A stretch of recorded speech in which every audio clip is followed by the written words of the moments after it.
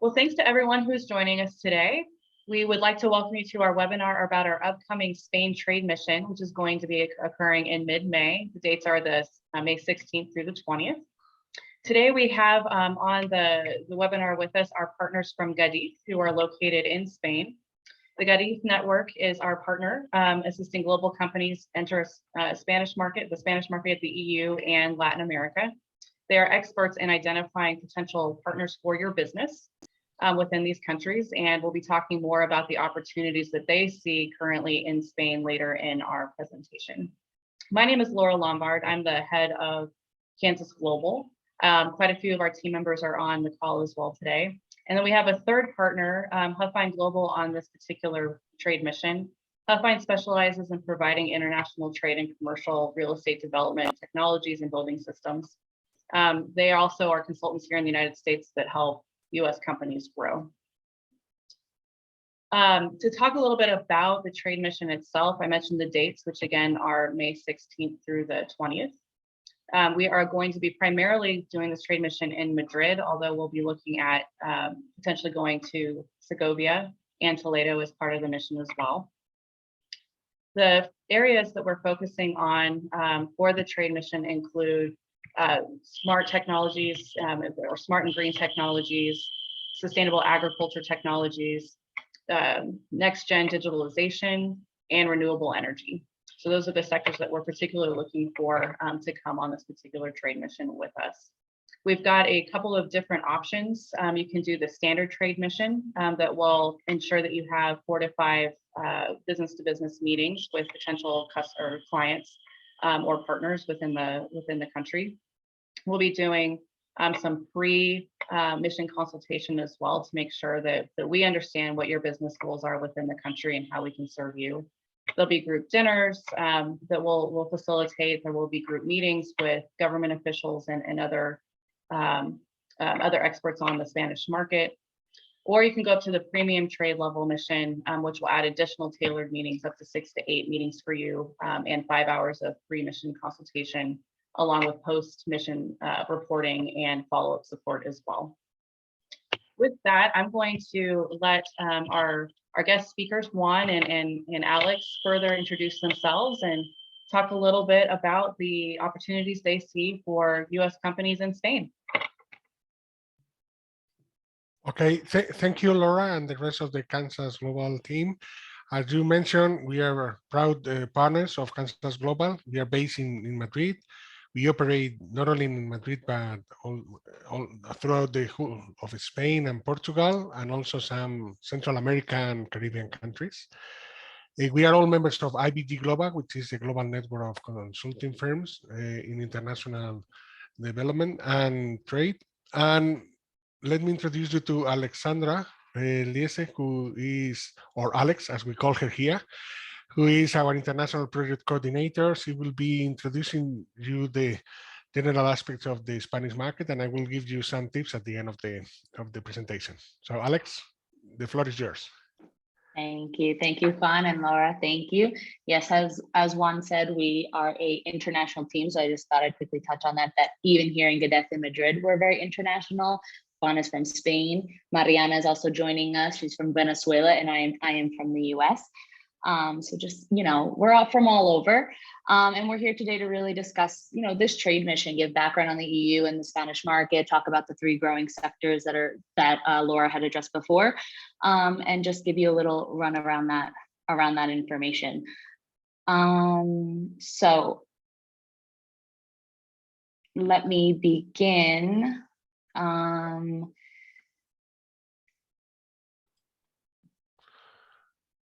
you do you want me to allow you to share your screen? Yeah, I can do it. Sorry. There you go. I think I had to allow you, so you should be able to now. Okay, let me just make sure. Okay, perfect. Give me 1 second.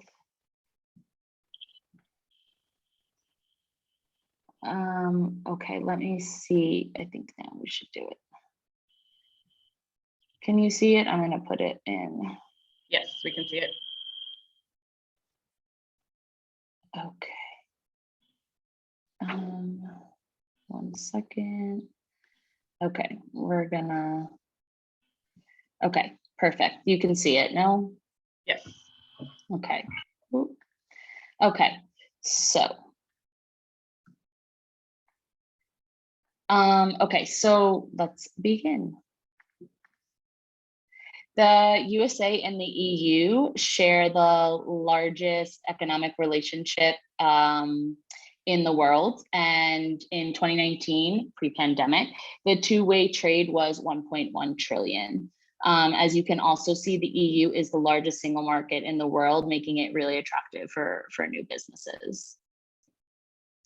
It's important to address Brexit.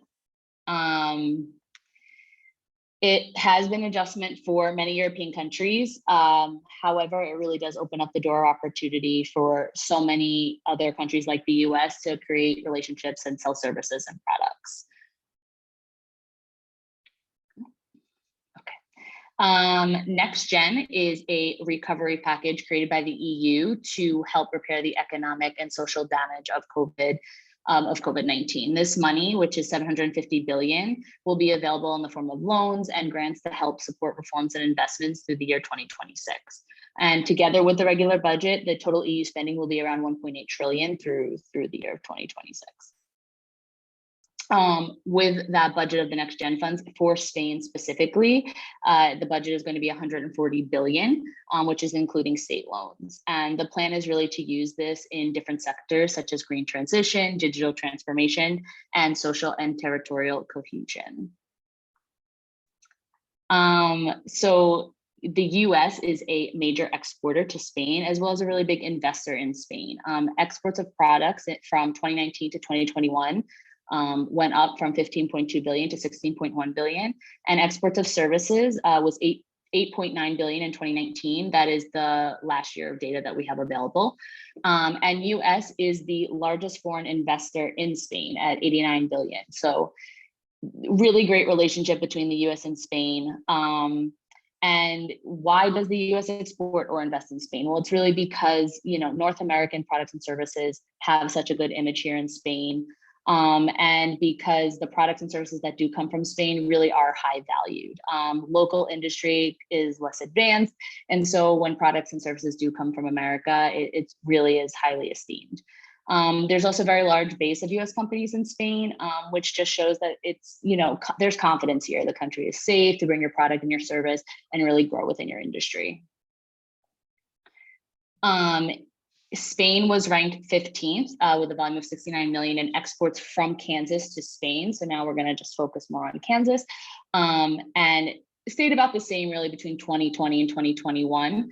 And from Spain to Kansas, the export really did grow exponentially from 2020 to 2021. In 2021, there was about $220 million worth of exports. If you look in the right-hand corner at the graph of Kansas exports to Spain, that's not what I wanted to do.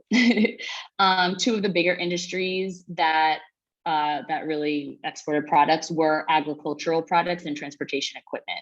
And we'll touch more on that a little bit later, but definitely showing that for especially agricultural products is a huge industry in Kansas as well as in Spain. Okay. All right, in the EU, Spain is the 4th largest economy. However, it does border with Portugal, which really does make trade more accessible, more efficient. And so if you put Spain and Portugal together, it actually becomes the 3rd largest economy, and it's about the size of Italy. Spain only has 47 million people, but has a huge tourist economy. So in 2019, there were 83 million tourists, again, pre-pandemic. And it does have a GDP of $1.3 trillion. 70 out of the 100 largest companies in the Forbes Global 2000 are in Spain. And Spain really does give unrestricted access to the European market with its more than 500 million customers and its and the world's highest purchasing power. This photo at the bottom, you can see, shows that according to the EU Commission, Spain is considered one of the countries really to grow the most in 2021 and 2022 by more than 5%. However, with the invasion of Ukraine, this could change, but with the recent events, but this was before the recent events. Location. So the location of Spain is really beneficial because it gives access to the rest of Europe, South America, and even Africa. It's also really beneficial because it's a Spanish-speaking country, and Spanish is the fourth language that's most spoken in the world after English, Hindi, and Mandarin. It also benefits from the mega trend of reshoring into Europe due to its geographical location and the lower costs. As you can see on the map here, where it says big tip here, it's showing that Spain is is easily accessible to the Canary Islands, and the Canary Islands has privileged access to the north and west of Africa. So Spain is really well situated to really get into Europe, to Africa, and like I said before, even South America. Looking at more, things around location with Spain, there are 50 airports in Spain.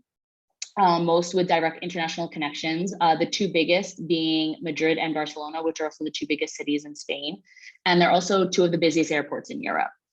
There are 46 ports with 4 major European ports here, which out of those 4, 3 are Europe's most important. You have Valencia, Barcelona, and Algeciras. It also has a large network of highways and freeways with over 10,000 miles. And a high-speed railway train, which is the 3rd most extensive in Europe. So let's look at doing business in Spain. Spain is part of the EU. So EU legislation consists of 2 different forms. You have European regulations, which are mandatory and apply to each member state, each country in the EU, and directives, which provide a general framework of what each country must incorporate into their national law within a certain time frame. It is important to understand these rules because while Spain is its own country and it has its own laws, it does have to abide by EU legislation as well. Let's look a little bit more into Spain itself.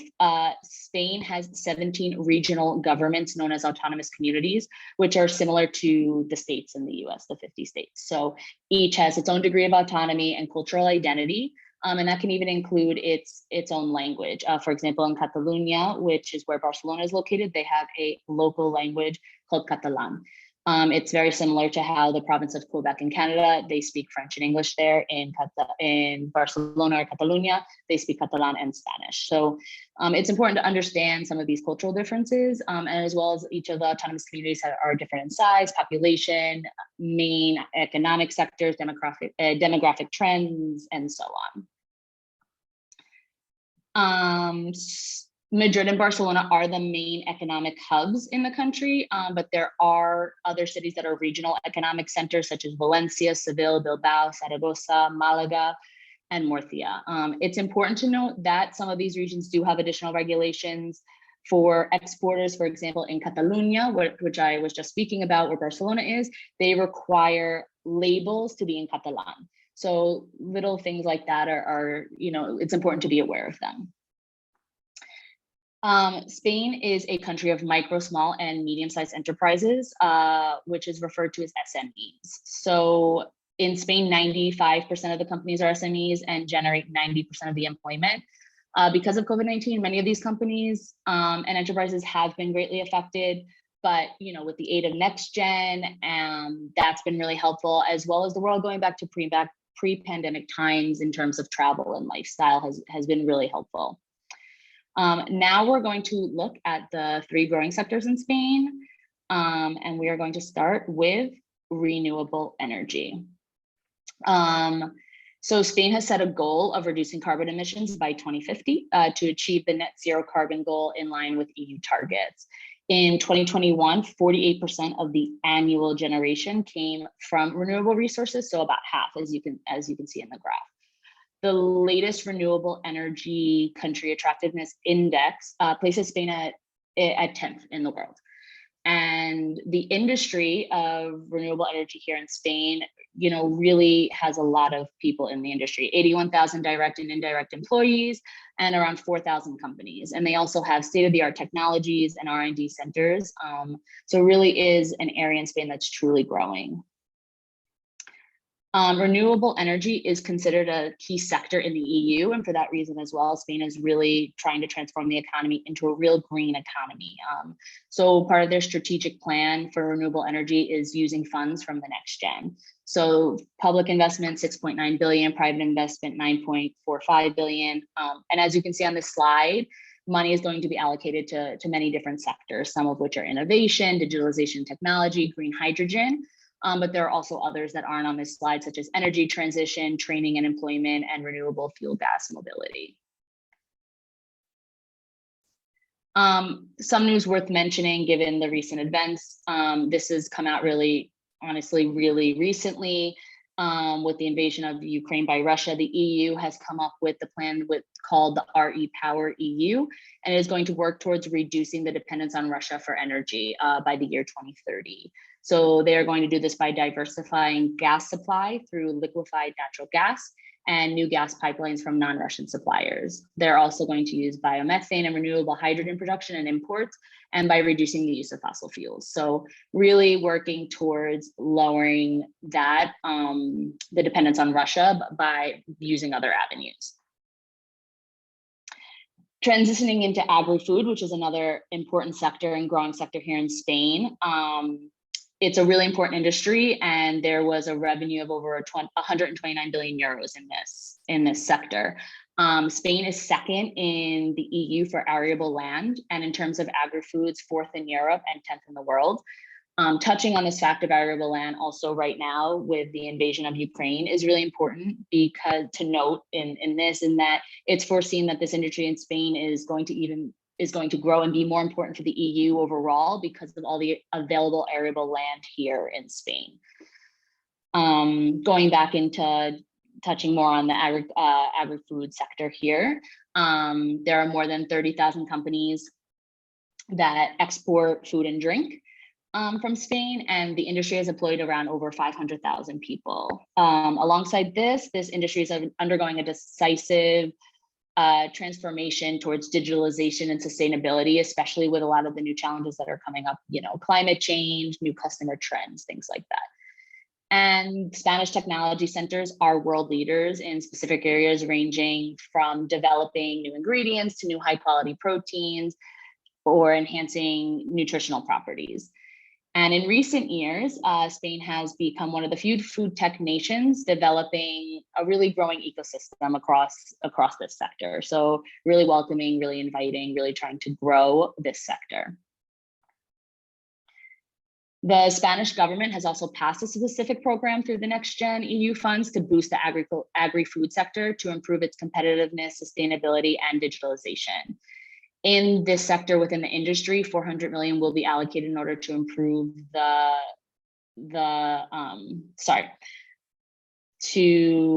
improve the production processes linked to sustainability and food security, as well as around 455 million to digitalization to really reinforce adaptation of all the players in this sector, from farmers to small and medium food producers to retailers. And lastly, money will be allocated to the research, development, and innovation sector in this area. So around 150 million to foster the research, aiming at improving productivity, reducing environmental impact, and contributing to food safety. In relation to organic production and farming, the Spanish government promotes organic production as a priority industry following the European Green Deal strategy. Spain ranks first in the European Union in terms of land area used for organic farming and is third in the world. Consumption of organic products is really starting to take off in Spain and is up 17% in the last year, which is really amazing to see. The market is really growing because of it. Animal-based foods in industrial organic production is lower than plant-based. However, it's an area with a lot of opportunity. And as for distribution, the major change in the Spanish market represent 40% of the total share. Going to the bottom of the slide, agri-tech. After France, Spain is the European country with the largest agricultural land area and fourth in terms of number of farms. The global challenge of producing more food sustainability is also present in the Spanish agricultural industry, which requires high levels of digitalization and technology. And as we will speak about when it comes to technology, but as a key spender, the government is really putting money into this. They're really trying to grow this. An important ecosystem is being built in Spain around agricultural innovation, which is something important to note, it's bringing in multinational companies, startups, SMEs. So really focusing on things like green biotechnology, automated crop systems, robotics, applied agriculture, water management, and new cultivation systems are just some examples, but really growing the area around innovation. The Spanish food tech ecosystem has a lot of potential, and Spain is really looking to become a leading country in food tech. They're looking to combine technology and gastronomic culture, as well as the innovations mentioned before, to really make its mark worldwide. Some of these innovations are already taking place and they're looking to plan for in the future, such as the development of alternative proteins, development of healthier, more sustainable ingredients, transparency and traceability in the chain of this sector, and the reinvention of food service are just some examples. Going into digitalization, ICT is one of Spain's fastest growing industries in the last decade, as it's fully supported by the national and local governments to really help it grow. So it has full support behind it. It's really because it's so diverse. It can go into every other sector and can really help. More than 35,000 Spanish and foreign ICT companies are operating in the country, and they directly employ more than 500,000 workers. From the Nextgen funds, 20% is actually going to be allocated to this sector. So, a really good amount of money that's really going to help the sector. And as you can see on the screen, this is mentioning Spain's ICT 2025 agenda. This is the national cornerstone that establishes the grounds for development in the upcoming years. The basis is for a number of strategies that intend to foster the development of key technologies such as 5G, cybersecurity, big data, and AI, for example. Between public and private investment, they're set to mobilize around 70 billion euros. And have that money allocated to different areas. Some of them you can see on the screen: SMEs, digital and connectivity infrastructure, public administration, digitalization, audiovisual, AI and big data, cybersecurity, as well as even startups. So a really big area that is really going to grow.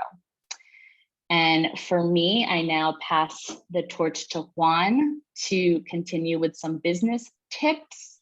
And thank you for your time. Alex, thank you, Alex. That was very interesting. Can you make me? You can pass the presentation for me, okay? Because so we don't have to change the host. So here are some business recommendations we prepare for the companies. Like the best thing to understand about the Spanish market is relationships are important to us. Sometimes even more than price and quality. Like we do business with people. In this regard, we are in a way a bit different to Anglo-Saxon that you can find in other countries. So that's something to focus on. Regarding professional attire, that is another of the questions that we normally receive. Our suggestion would be professional attire is recommended, not mandatory, but recommended.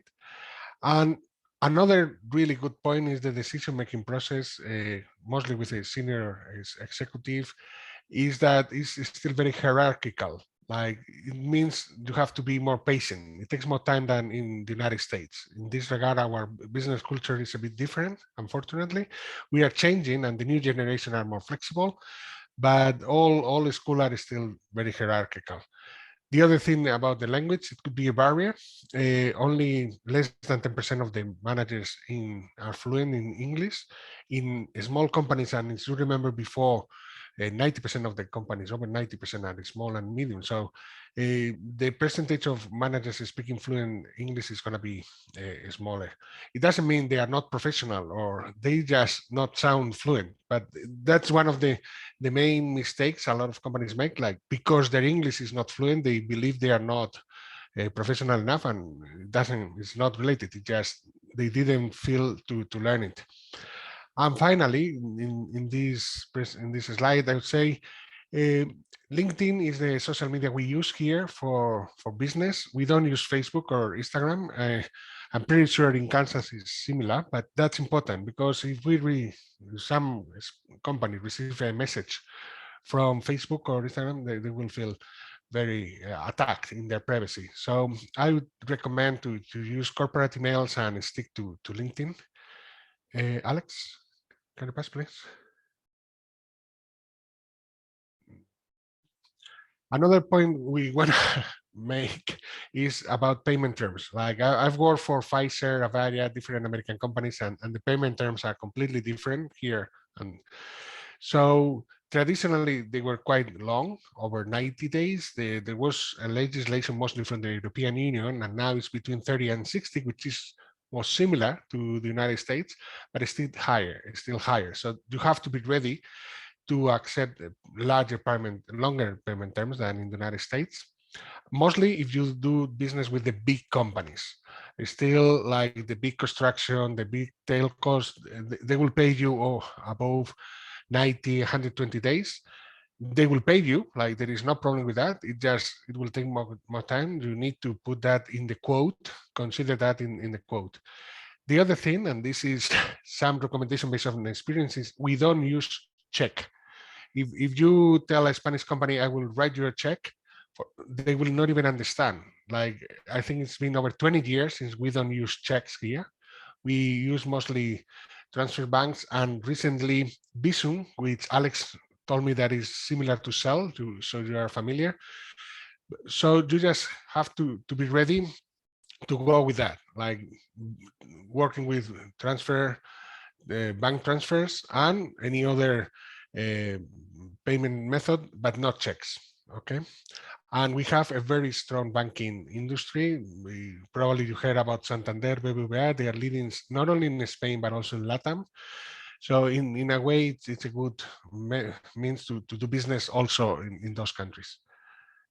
Next, please. And finally, some conclusions we want to draw to your attention. So the first one is we do business like the rest of the Western Europe. You don't need to, you are not going to find big difference to France and Germany. Price and value is paramount here, paramount there. Like it's very important. So yes, we are more personal and we believe more in personal relationships, but at the end of the day, is doing business with the rest of the countries in the European Union. As Alex mentioned before, we have the same legislation, so it couldn't be so different. The other thing is pricing. Pricing is similar to the United States, but unfortunately, the margins tend to be slightly lower than the United States. That's our experience. So that's something you need to bear in mind when you negotiate with the Spanish customers, partners. The main key, or one of the key messages we want to share with you today is that Spain is a good market to enter Europe, over 500 million consumers with a high purchasing power. LATAM, because a lot of the decision-making process of the big utilities and telcos in LATAM are made in Spain. So if you want to do business in Peru and you want to sell to the main telcos in Peru, you have to go to the headquarters that are based in Madrid, and you will make the deal here, or at least start the business. And the last but not least, Africa, which is the promising continent, as everybody keeps saying, we are in a privileged position. Like from Spain, you can access North Africa and West Africa, the countries with the highest growth rate in the world, very easily. Like from the Canary Islands, just literally, I don't know, 40 minutes. And from the south of Spain to the north of Africa, you are 14 kilometers away. So we are the same in a way. So that's something to also include in your planning. The next point, as Alex mentioned, the American products and services are highly respected. That's something, it's a competitive advantage. You will not find this receptiveness in other countries in Europe, maybe because they feel they are better than anyone. We are not going to mention any country, but in the case of Spain, we are quite welcoming to American. We still see American as the #1 country in terms of technology and innovation. So that's something that works along with your potential. And finally, the size of the market is enough to recommend either a national strategy or a regionalized strategies. That's something to be discussed one by one. But for some companies and products, it's smarter to define a channel with different partners based in the differences between the regions here in Spain.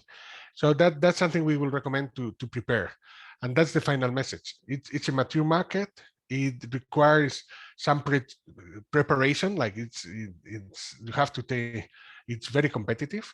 And for that, we can help you. That's the main message we want to give today. Like, we can help you in the preparation and adaptation, because otherwise your odds to be successful are not as good as if you go through that. So please, if you need any extra information about how to approach the Spanish market, don't hesitate to contact Laura and her team in Kansas, or us in Spain. We'll be happy to help. That's my final word. Please come here. Like, we are in a very good moment to do business. As Alex has been saying, we are receiving billions of euros from the European Union in the next 2-3 years to spend. We don't have the manpower to execute them, so we are very welcoming for new partners, new players. Thank you very much, Juan. Could you talk a little bit about, kind of your vision for the trade mission and what that might look like for participants? As I was saying, right now, the timing is perfect in terms of we really need help to execute these funds from the European Union, because it's a window of opportunity. We need to execute them in the next years. It's true that at the moment, with the invasion of Ukraine, we are a bit, well, just expecting for new developments. But Spain has been proved so far less impacted because of our geography and our position in Europe. But I would say it's a good time. Like, when we were preparing this presentation, like, there is a shortage of 1 million manpower at the moment for the new projects. So we really need partners and new suppliers to execute that. So it's a matter of time, well, the right time to come. Wonderful. That sounds good. In terms of, so once we arrive in Spain, just to kind of talk a little bit about that, once we know what the companies are and are starting to put together meetings for them and whatnot, but kind of, can you talk a little bit about the expectations of what they'll see, not necessarily from a business standpoint, but from a what the trade mission itself will look like? Okay, yeah, of course. As I was saying in my last message, we will work in advance. From our methodology, the more you work in advance at home, the better outcome you will receive. So part of the preparation is adapting the material, adapting the product, understanding the pricing, the value chain. So that's part of our work when we execute and deliver a trade mission. So we will be working before they touch the country, and once the delegation arrive, we will have prepared a full calendar of activities, because the idea is, again, companies need to understand the business culture. So it's not only arranging the meetings, which is great, and it's how you do business, but also understanding the key players. So that's why we included in the program different meetings with both institutions, because for these next gen funds, the key player is going to be the institution, the public administration, will be distributing the funds. So it's good to understand how and when. And at the same time, we will be including meetings with different business associations, so they can share their views and the trends as they do as business people. So we do believe in creating these networking events that will help the companies to understand the business culture. Wonderful, thank you. We just had a new participant join us. Wanted to say hi to Greg. Good to see you. Hi there. Yeah, I was in another meeting. I have to apologize. I really wanted to make this. I know I think Ed was trying to get on. Did he get on at all No, today? he hasn't been on either yet. Yeah, we've been back-to-back meetings, but this is recorded, right? I It think I is. saw. So yes, we'll share it with everyone who is interested in the trade mission after once we've taken it from the cloud, we'll send it out to everybody. Okay, great. Absolutely. Super. So yeah, you haven't missed the information. We'll also, Juan, is it possible for us to share the presentation that you created for this as well? Oh yeah, of course. Like Alex will be sending you the presentation. Perfect. And of course, should they have any question, we will happy to address them. Like, Yeah. I know, Greg, you just popped on, but did you have any questions you had, coming into this that you were interested in having answered? No, I was just going to sit in and listen and learn what was going on. I know you guys know my background's more in hospitality industry anyway. Just trying to find out what opportunities might be there for Huffine in that side of the business. So I'm sure everything kind of relates, as we know, with Huffine and how the whole idea of trade missions and working together. And so we've got a lot of different things going on, and I know I've got things going on with you guys. I've got to get back on other items that we've already started to. No worries. And I owe you an email too, but Juan, would you feel comfortable talking a little bit about any opportunities that you see in the hospitality realm in Spain? oh yeah, we absolutely. haven't really pursued that market, but I mean, my background is Marriott and Hilton. We're working with closely right now in our hotel in Colorado, and there's always a big push, of course, overseas, developing those markets. And we've had few opportunities in other countries that they've kind of reached out to us to do some investigative work. So we're gonna, I may not attend the actual trade mission, but I'm sure there'll be a lot of opportunities to maybe be on virtual meetings. I'm hoping. I came in late, so that'd probably be one of my questions. Sure. So in terms of hospitality industry, Spain ranks second destination in the world by number of tourists. So Alex was mentioning before the pandemic, over 80 million people came to Spain. So it means we have a very strong hospitality industry. In some regions within Spain, they have a high season during the whole year, like the Canary Island, the constant spring. So you receive people from not only Spain, but UK, France, Germany throughout the year. In terms of American companies, the interest is growing as a general rule. Like AFE, one of the largest chain, was taken over by Marriott. So the American footprint is growing. In the case of Four Seasons, the Canadian, they just opened a new super fancy hotel in Madrid. So yeah, I would say hospitality is definitely one of the main sectors you can do business in Spain.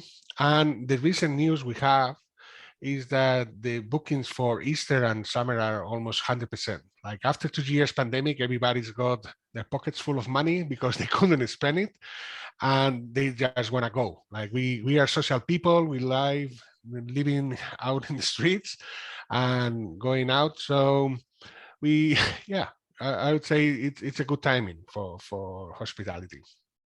Yeah, it's very similar here in the, especially in the Colorado region. Everybody, this past year has been some of the best years they've had since COVID hit. They had a few months there at the beginning, but last summer, I mean, was incredible, I guess, for a lot of smaller towns, even in the mountains, that, didn't produce the returns previously. Have been, everybody is leaving the big cities to go to these resort areas, and there's a big push on glamping, glamorous camping. in the mountains. And so we're looking at a lot of different possibilities, of course, here in the States. And we are just working with an American investor to develop 3 glamping sites attached to eco adventure parks. So I can tell you there is interest for glamping. I think it's a general trend. it is right now. Okay. Well, I'm glad I jumped on at the last minute. I'm sorry for being late, though. No, that's okay. I'm glad you're here. And like I said, this will be it is recorded, so we'll be sharing this with everyone here later today. Okay, sounds great. Great. Well, I think we will wrap up for today's session. Very glad to see you, and thank you to the Good Youth team for presenting on the opportunities in Spain and providing business insights. We will be sharing this, so if you if you'd like to see it again, for those of you who participated or for those who haven't, we'll look forward to hearing from you about our trade mission. Thanks so much. Thank you. Thank you. Thank you so much. Thank you.